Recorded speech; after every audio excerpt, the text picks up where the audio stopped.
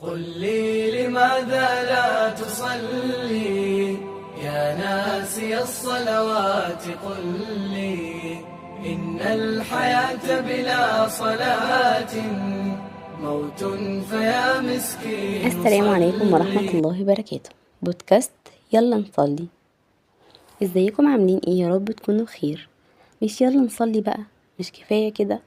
ربنا أمهلنا كتير، كل يوم ربنا بيديهولك فرصة جديدة عشان ترجعله.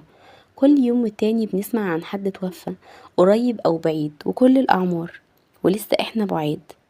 أول حاجة بتيجي في بالي بالفطرة لما حد يتوفى، فلان ده كان بيصلي. طب ليه الصلاة؟ عشان ده العهد اللي بيننا وبينهم، ده اللي بيميزك كمسلم عن الباقي، ده اللي فعلا مفتاح دخولك الجنة. لو كنت بتعمل خير الدنيا كله هو أول حاجة، والباقي كله بيجي بعديه.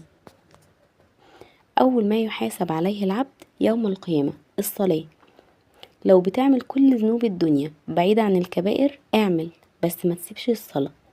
مش بقولك اعمل ذنوب بس هتغفر، إلا الصلاة خط أحمر.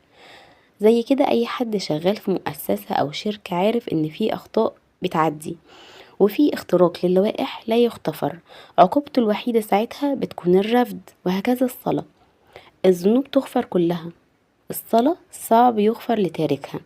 وانا هنا مش في صدد تاركها كافر ولا مش كافر، مخلد ولا معذب.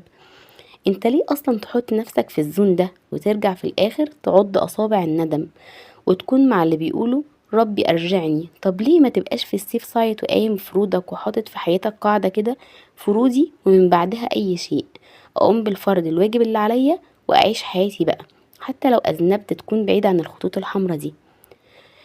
رجعوا لربنا يا شباب، انا ما قلتلكمش ابقى شيخ وسيب كل حاجة وترهبن، تمم فروضك وعيش حياتك. ومش هقعد اقولك الصلاة هتحسن نفسيتك وتفرحك وتجلب لك الرزق وكل ده.